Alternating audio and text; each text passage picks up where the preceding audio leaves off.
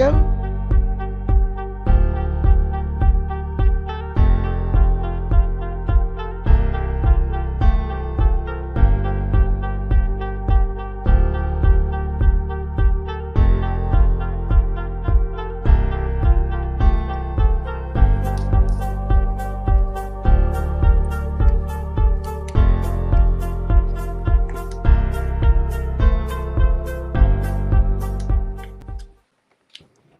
Hello, hello, hello, and welcome in. Let's see if I'm going to be able to do this tonight, right? Thank everybody for joining us. This is our second YouTube episode. Yay. And tonight, y'all, I'm actually the right, that does deserve a hand clap. And tonight I'm actually running the StreamYard. So y'all are in for a treat. I promise you. I absolutely promise you. Thank everyone for joining us. We're talking tonight about mental health, something that's near and dear to a lot of our hearts in different ways. So I'm extremely excited to have such a diverse and fabulous panel on, to help tell us about their point of view, but ultimately get the message out that mental health is extremely important. And for me, it's a form of self care. So let's introduce the panel, starting from the top right. We are so blessed to have this testosterone in the building. Tell us who you are and a little bit about what you do. I am Russ. I am the host of the Manspace podcast, along with two other podcasts: Sports Talk from the Manspace and Wrestling from the Manspace. I also write a blog on I Am Ted White, Russ's Real Talk. So that is me. Welcome, and you can't see my background, but I am here in my Manspace. So thank you, and for allowing me to join you guys. We can see your background. We can see it. Well, you can see my background, but you can't see what's behind it. So what's behind it is the man space. So, Ah, so, gotcha, gotcha. so We yeah, didn't get to see in the man space, but yeah. we're You in didn't the get a man chance to space see into anyway. the man space, so you can see. Yeah. And let's move on to you, Miss T. Tell us who you are and a little bit about what you do. Hello, everyone. I am Coach Therese Seasley. I am the founder of Dreaming by Purpose. I am the host of the T Nicole Show, as well as Live from the Inside Out with T Nicole and Demel Dukes. And I am just someone that is happy to be here, and I am someone that just helps everybody wherever I can. So thank you for having me here on tonight. Yes, and thank you for being with us. And last and certainly not Miss Least, and not, excuse me, last but certainly not least, bringing us her knowledge to the stage, Miss Christie. Tell us who you are and a little bit about what you do. Well, I'm your girl, Christy Lee. I have a nonprofit called Beyond the Walls Outreach. I endeavor to inspire, to equip, and to empower people. And so I do a little bit on Facebook, just talking about my life and hope people that can learn stuff from what I go through and my challenges. And so I'm your girl, Christy Lee, all day long. Thank you, our girl, Christy Lee. Thank everyone for joining us. We do have one more that wanted to come to the stage, Miss Keisha. I think she's having some issues with joining, but if she should pop up, we'll definitely let her in. But let's get started. So, again, thanks each and every one of you for joining us. I have to look at my cheat sheet because I don't remember everybody's quote from heart. I do know, though, that they were well received in my spirit and in the spirit of others. So we'll start with you, Mr. Russ. Yeah. So it's mental health is just as important as physical health, and really it's about the mindset when you're training your body physically, right? Your physical is only a certain percentage of what you're doing when you're lifting weights and you're training your body physically. When you're competing in sports and athletics, it's a lot of that is about mental. But when you really come back to it and your mental health, it's about what you put into your body and what you feed your body. And that's where that really comes from.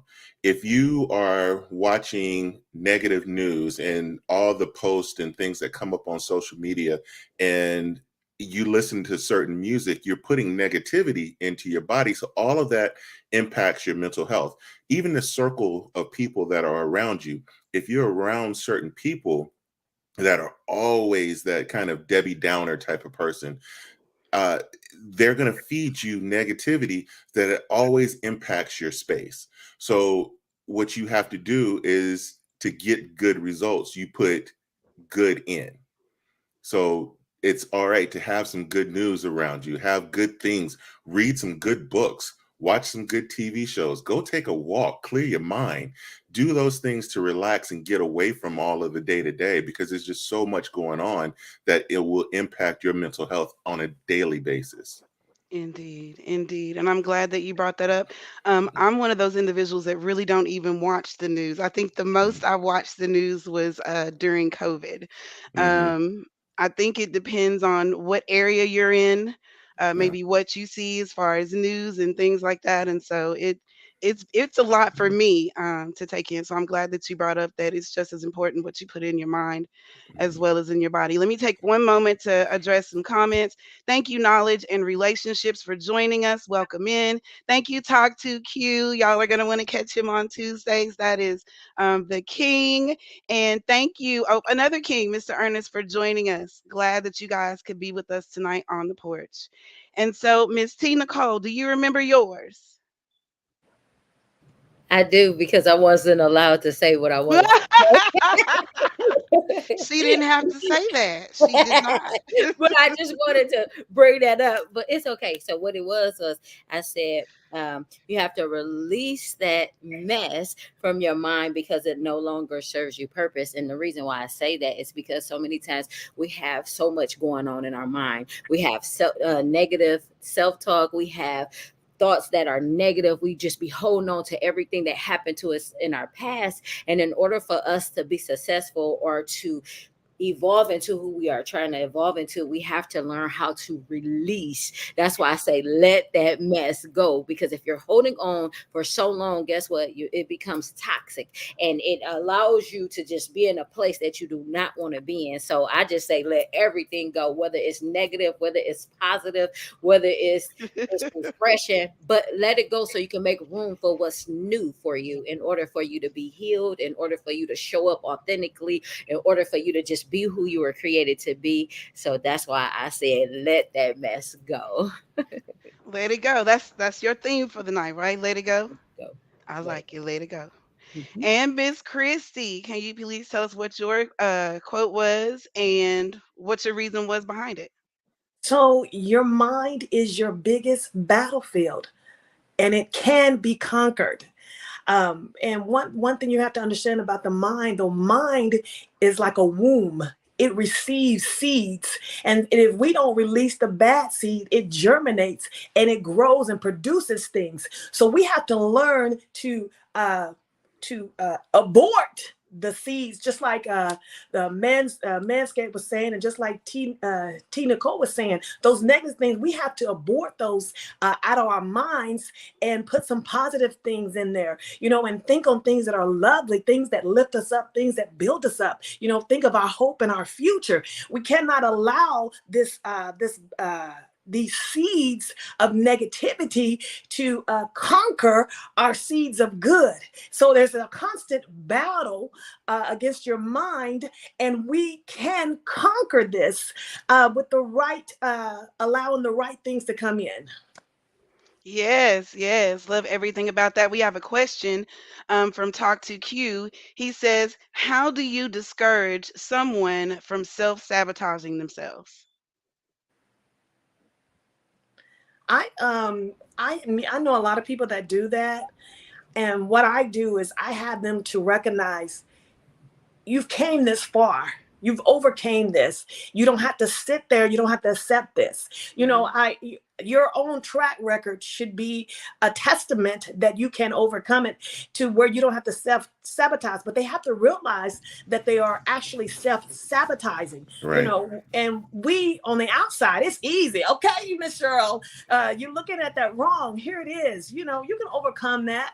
And I think once you get connected with the right people that are speaking life into your life, then you can overcome self sabotage.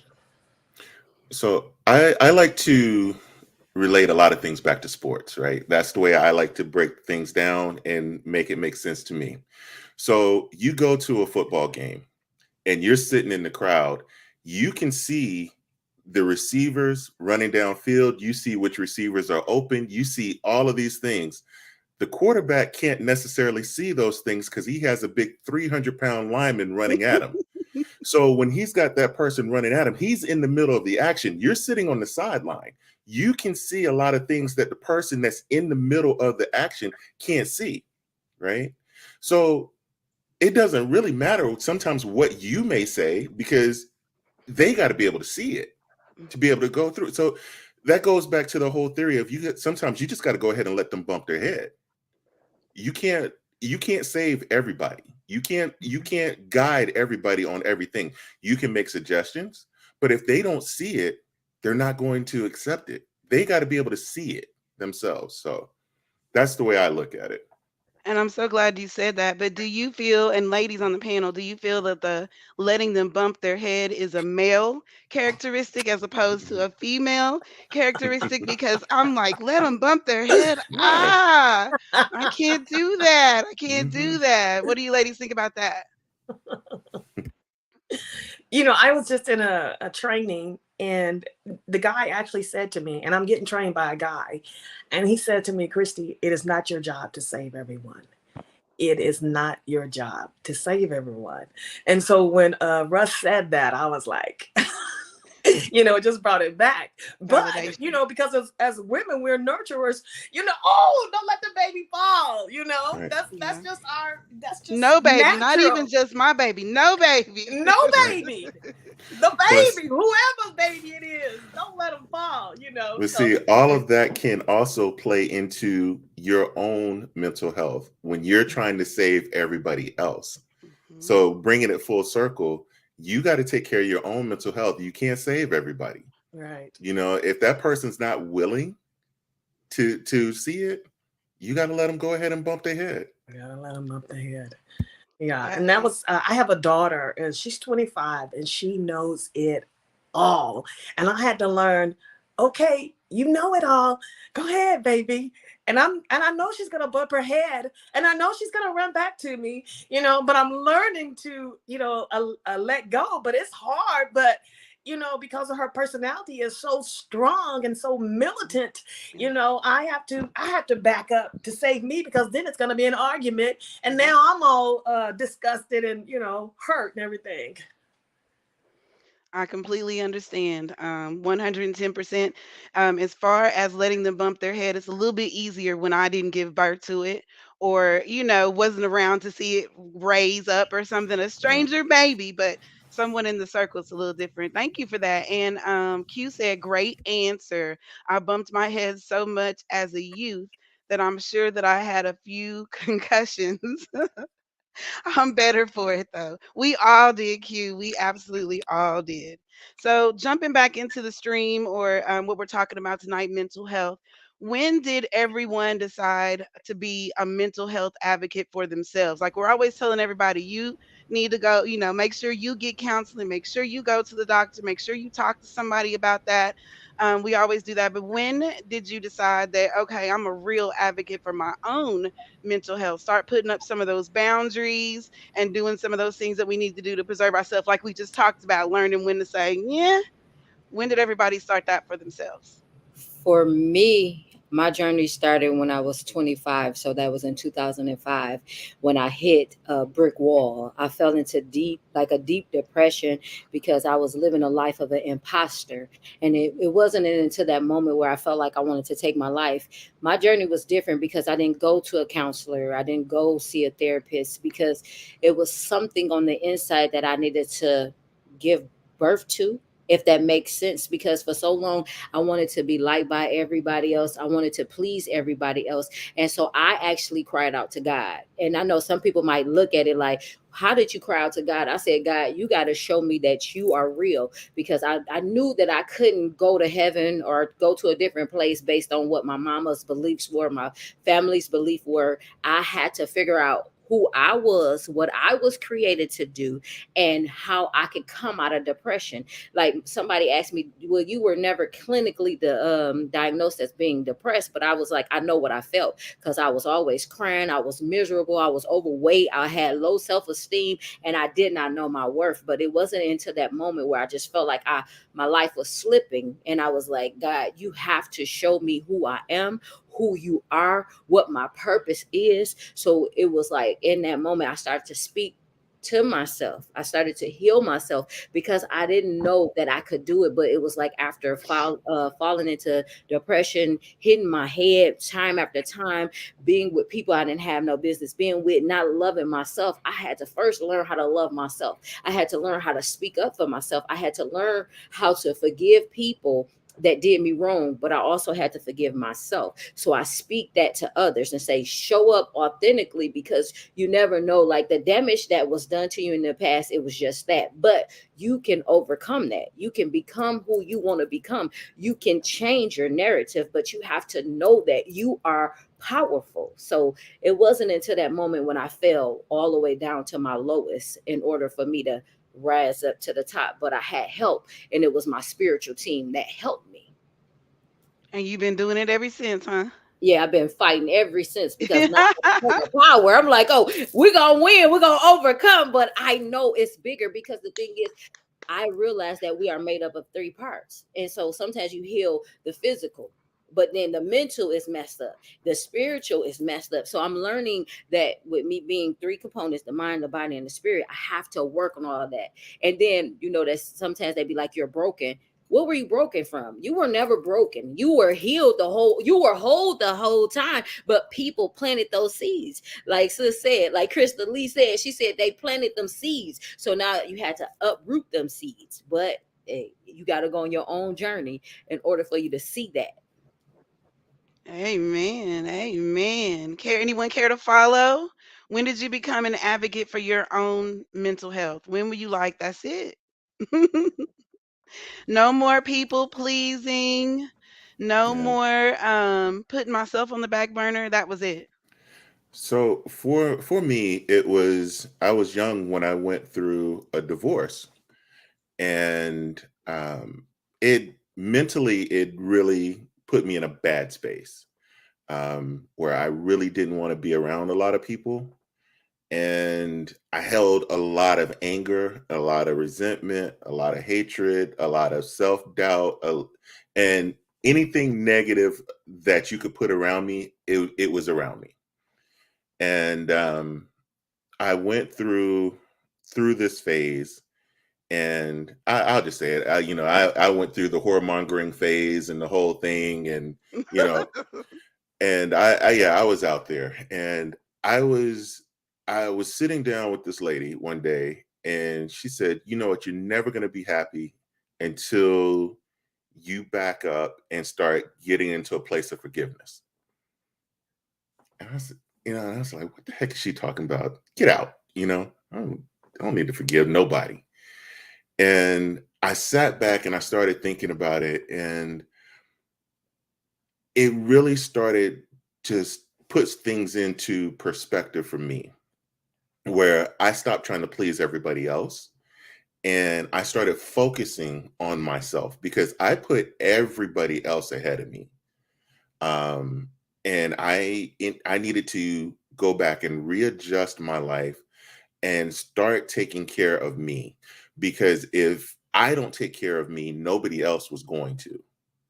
And that's when you really started, like when you're in a bad space mentally, that's when you really start to learn who your real friends are. Um and so a lot of people got cut away from me. And then I started to see, like, okay, I started seeing the difference in what I was thinking about myself and what I started thinking about other people, and you know everything just became a much better place for me, just making that full circle. And it wasn't something that, okay, you could walk into a room and flip a light switch and, okay, it's a new day, hey, it's great. No, this was something that went over many, many years for me to get to that space. um and and everybody's going to have their own journey on how they get there, but it took me several years to get to that get to that space where I was actually okay, yeah, I'm good now. Now that I'm taking care of myself, okay, now let me put God into my life. And I put God into my life at that point, and everything just really started to change for me at that point. And it just made it such a difference for me, you know. Um, when I was younger, it was, me and my daughter and nobody else. I couldn't care less about anybody else. And I didn't care about anybody else's feelings because I felt like nobody cared about mine. And when I started to realize, okay, who my real friends are, who I could count on, who had my back, who was there to lift me up, and being with people that change your perspective really, really helped me. So, And I agree with all of that, especially the part about watching the company you keep. That's how the hmm old people used to tell us you need to watch yeah, the company that you keep. Because not only can they tell you to do things that you shouldn't be hmm doing, but they can, like you said, speak things into your spirit and into your mind about you, and you right, receive it because you're feeling like they're coming from a place of, friendship or hmm love or something and to they're that not. fact. No, sometimes it's out of a pure green hatred and hmm jealousy. Miss right, Christie. I had to really come to terms. I grew up with low self esteem, and it's basically because my things my mom would say.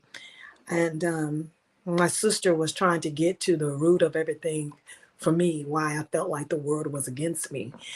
And she says, when she figured out that it was partly because my mom, and she asked my mom to apologize to me for the things she said and how she treated me. And my mom said, if Christy wants to use me as a crutch, she can use me as a crutch. And I had to do a introspect on myself. And I had to really just get into who I was. I had to seek the Lord because I had to learn to forgive her even if she didn't ask for forgiveness. I had to let that go. And then I had to learn who I was and who he called me to be and how precious I am to him and what he created me in purpose. And so, this is so now I'm over that battle with my mom. I just accept her for who she is. And my mom, she is my biggest critic, but she is my biggest cheerleader as well. And I had to learn that and to see that because I could only see the negative of what she was saying. But now I can see the negative and I can see the positive. And most of the negative that she says is she wants me to see the whole full circle of it, And she did tell me, Christy, I do think you're beautiful, And she's also told me, I wish I never had you too, So, you have to once you get in relationship with God, because you get into prayer and he begins to speak to you and to pour into you, then you have a greater understanding of who you are if no one accepts you. Because one of my biggest fear was that nobody was going to love me. Nobody was going to love me, and that was a big fear for me. And and overcoming that God loves me, and that he died for me and he rose for me. And so I have to really just look at myself. I have to keep my relationship with the Lord, especially with prayer, so I can hear him when he speaks, even when I feel down or I feel like I'm doubting myself. So my journey began, I'll say that I was, and I'm still on this journey. My journey, I guess, kind of begun maybe 20 something years ago, you know, just overcoming the things that I felt like I had endured and that I know that I endured as a child, and not to hold on to those things, but to press forward. And so that's when I came into the awakening of mental health. And you know what? Family are the ones that can give you, I feel like, the biggest mental wake up of all. It's especially realizing whether or not you're hurting yourself while you're going through the whole process. We had a question to come in that says, how do you protect your mental health when it comes to family? Mm. Who wants to take that one? I don't. I just holler and scream. That's what I do. I check But that's a good one. How do you protect your Mhm. own mental health when it's a family member that's or it's family period that's coming into your peaceful circle, taking your energy away, and maybe you've discussed it before and nothing resolved from it. So now what do you do? First, I want to say something to Christy. I love you, and I thank God for you. I thank God for you because that was powerful what you just Wasn't said. it? Rush, you too, Always. both of you guys, because when I tell you just to hear everybody else's story and how they came out, that's powerful. But for me, I set boundaries, and what I mean by that is my mother, it's my brother, it's my sister. That's my family. Like I have other family members, but I've learned to tell them what I feel and what I believe, but I also set those boundaries where I don't answer the phone, where I pull myself away in order to protect my peace. Because my mother, I love her dearly, but it's like she's still, I'm 42 years old, but she still trying to control me at 42. And I'm like, Mama, you don't have to control me. Everything is going to be all right. Let me bump my head, as Russ say. So she's been allowing me she's giving me the space that I need, but I had to leave Michigan. So I'm originally from Michigan and I now live in Texas. But when I tell you I have my own place, my own space, and if I don't want to answer the phone, I don't answer the phone. I don't call, but I set those healthy boundaries because it's necessary. Sometimes you have to get out of your comfortable place and tell those that are close to you, family members, friends, cousins, whoever that you consider your family, set the boundaries and tell them what it is that you expect and for them to accept you for being who you are. And that's it. Amen. Amen to all of that. Does anyone else want to follow up on that one? I don't think anybody else can follow that one. That covered it right there. Excellent, excellent, excellent. So moving on, COVID. Oh wow. COVID was a time when you could have thought you had your game on tight, and some things came along and shook us up a little bit. So I think the biggest thing that I've heard people talk about is how COVID was mentally draining for them or affected their mental health because now they're in a household full of people that normally they pass by night, or you know what I mean? Or they're not an essential worker, so you don't get that outlet of going to work. You're now working from home and everybody's at home. What was COVID like for everybody mentally? We'll start with you, Miss Christie. Ooh. You know, COVID, wow. Um, I really thought that COVID was going to bring my husband and I closer because we were going to be with each other more, but I guess that was a lie. But It's still early in the story. but I don't know. It's just, gosh, Lee. I mean, there was just so much going on because I almost died for COVID, and sometimes I have to do total recall just to remember things. And so, with having experienced COVID myself and almost died and in the hospital and everything, and your mental state is, God, you got me. I can only depend on you. I know that one thing, if they say she needs a ventilator, I wasn't going on a ventilator. And so my mental state, I think, was like either, was it uh, fight or flight, Yes. and so I was in fight mode. I had to survive this. I Yes. had to, overcome all of this, with the kids being home, everything. It was a battle to overcome for me. And I thank God that I'm a conqueror. And we thank God you're a conqueror too. I was so happy. I mean, wouldn't say, yeah, I would say it. I'm gonna go ahead and say it. I was blessed that mine was already out of school when COVID came around. I can just imagine, what it would have been like to have someone in high school, a high schooler that you say now you can't leave the house for X amount of, that they're saying stay in the house and no, your friends can't come over here. I mean, I had a hard enough time doing that when there was no pandemic. I could have it probably would have been just as bad with the pandemic because I feel like, you want to do it since they're telling you you can't. Mr. Russ?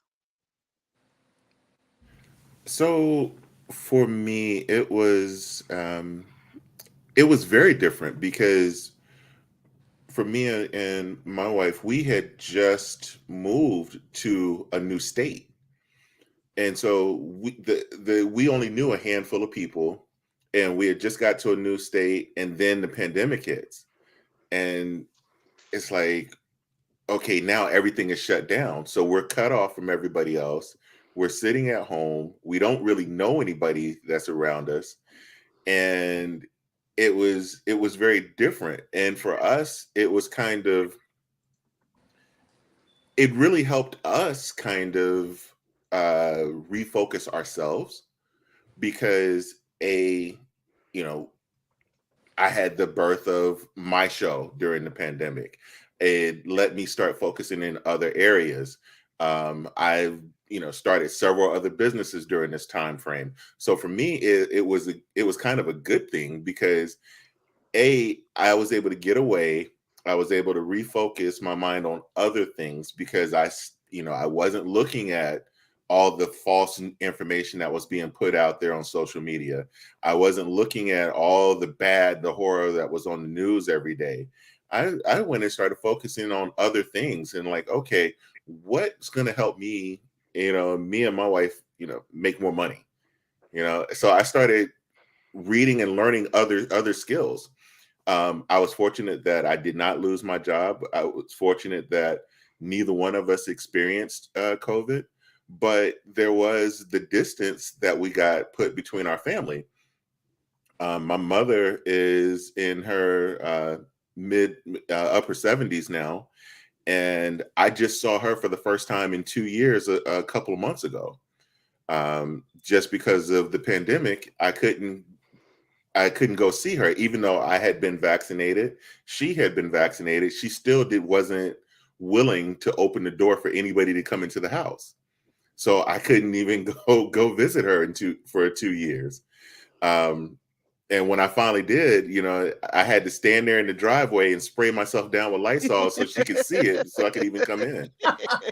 you know, so that kind of strain was a mental strain on us, from family that you're really close with. But with technology the way it is these days, you can sit there and uh, chat with them over the phone and video chat and see the people.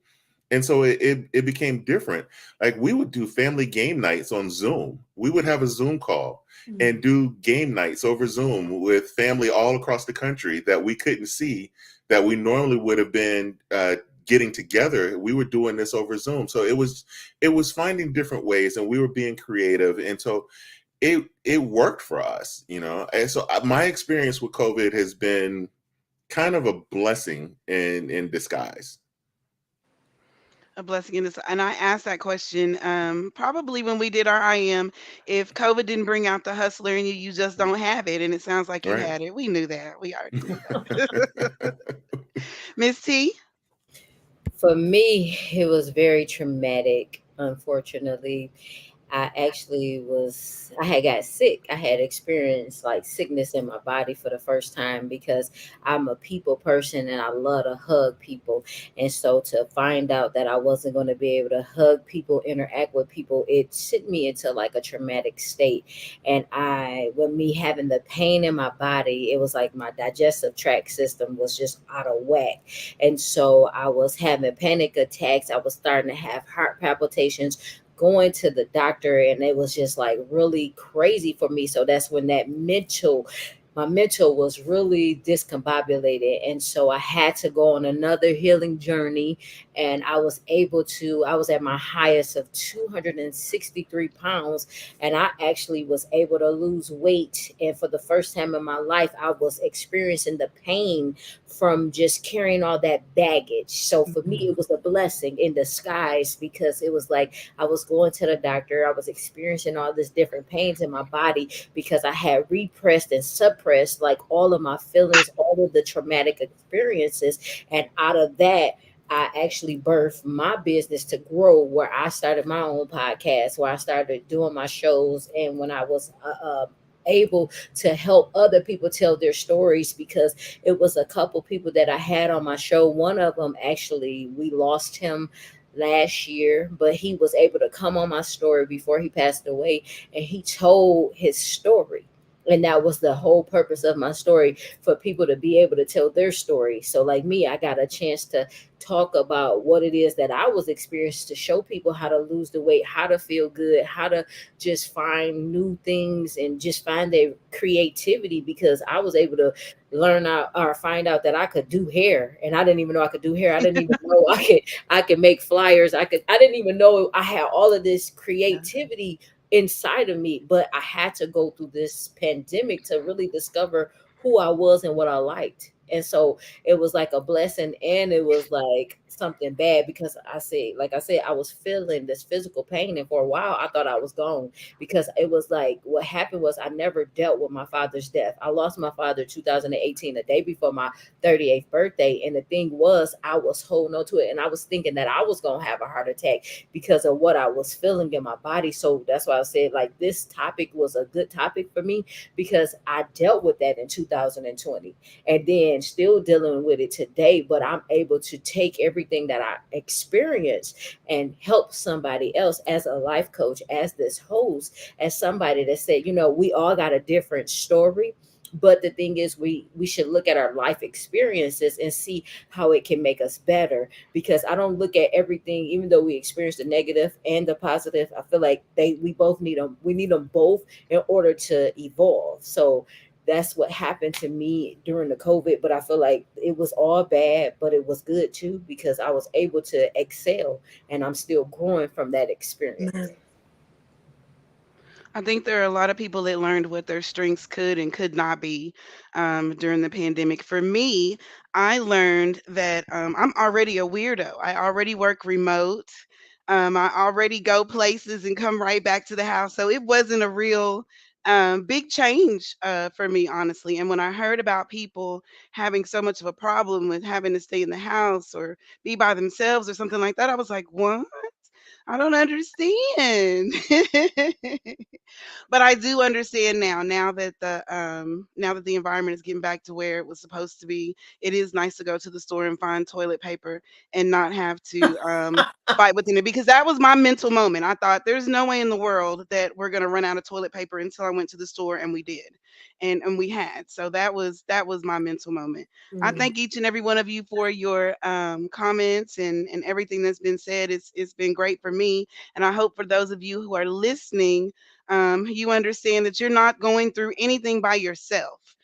We all have things that we deal with. We deal with them in different ways. And so I would suggest that if you know you might have a problem dealing with some things, that circle again, making sure that you have people around you in your church, your friends, your family that you haven't put boundaries of yet, making sure that they're all speaking good things into you and helping you with your clarity, because mental clarity is it's a big thing. It's really big when you're younger, but it's super big as we get older. So I Yeah. want to, oh, and here we go. How about that? How you doing, Miss Wifey Lounge? It's been a struggle. I had to pray real hard. Was it a mental struggle? It was a mental, yes. It's definitely it was. Yes, it really was. So And I'm I'm super sorry late. I about had that. to pray about this, and I'm like, Lord Jesus, why are you doing this to me? Like, this is not right. But I'm here. And thank you for joining us. For those of you who did not know, this was actually Miss Keisha's idea to talk about mental health. Mhm. She wanted to do an episode. We've asked a few different questions already. Would you like to go ahead and catch us up about who you are, a little bit about what you do, and where you stand on mental health?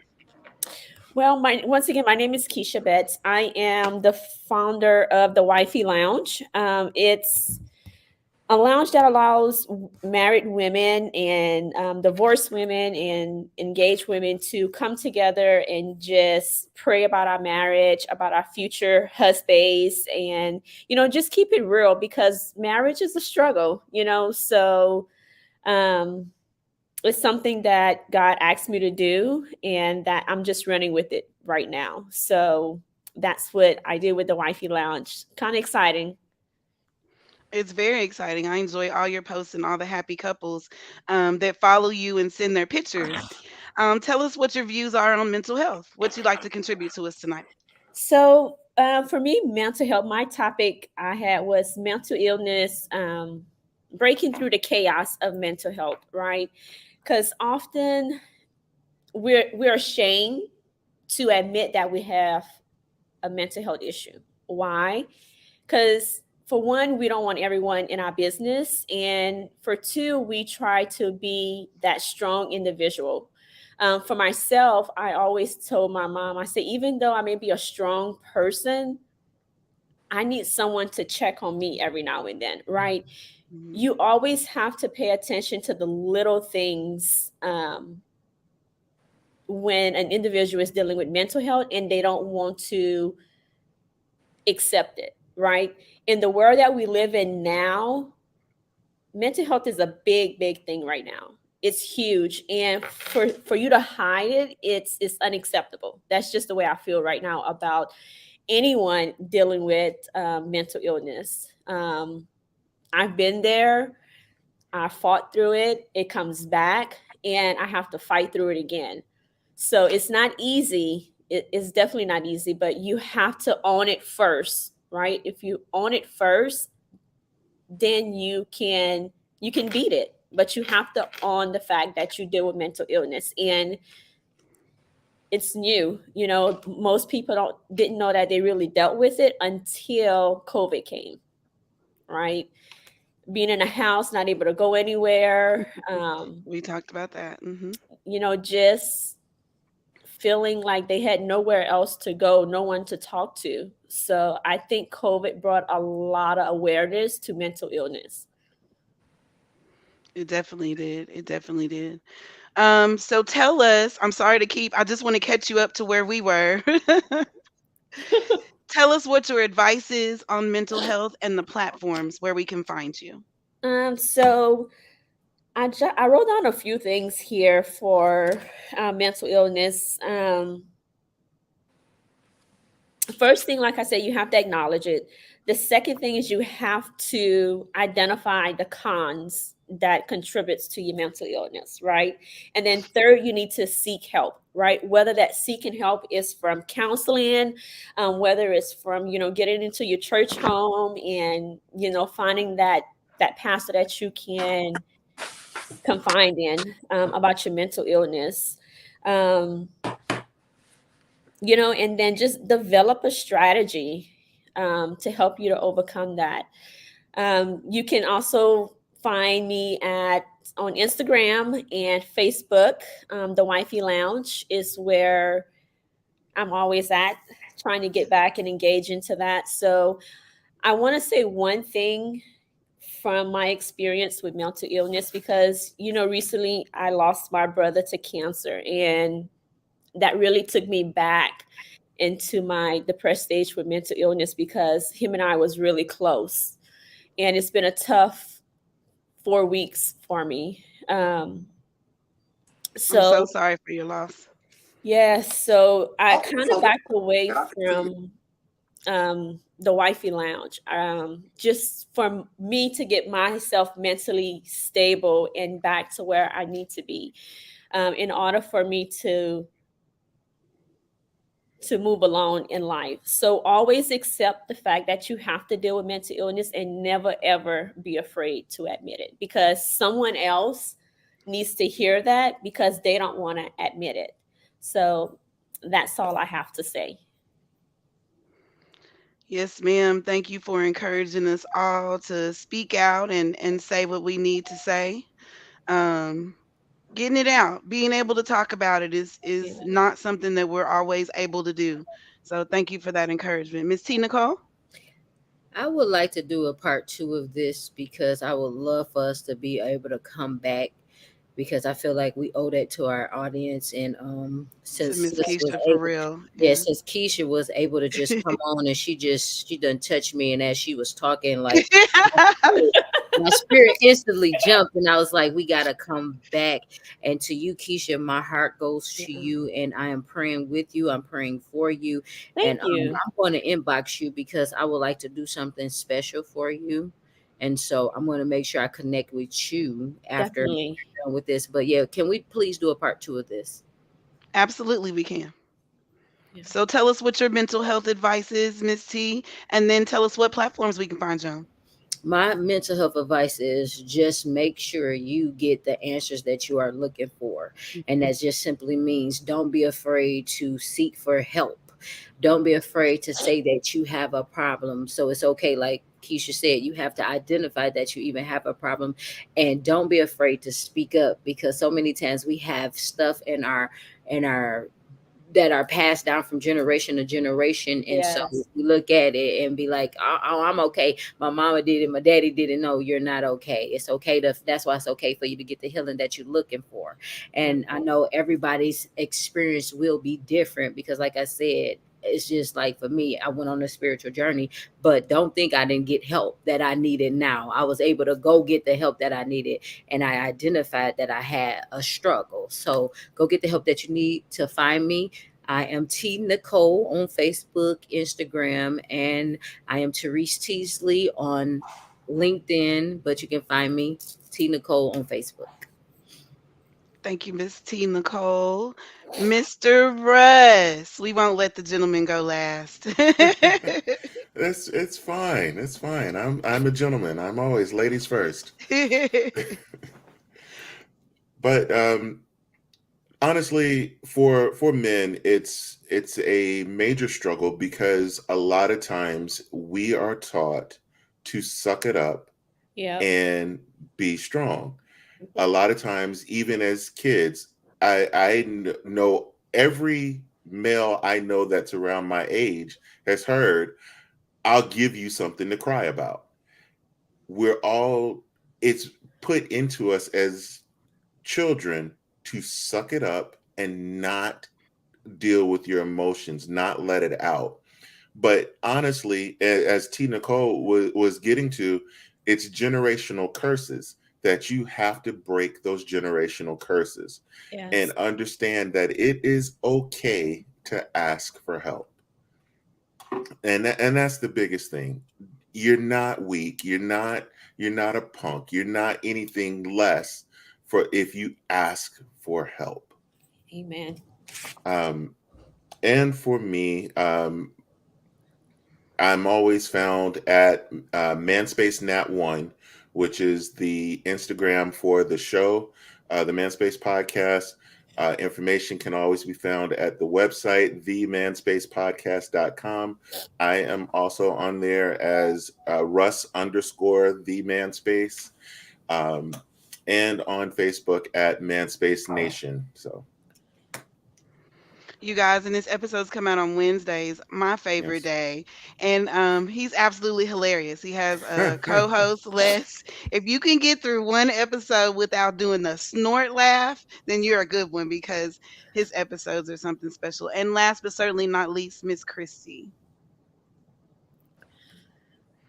Um, just to my condolences.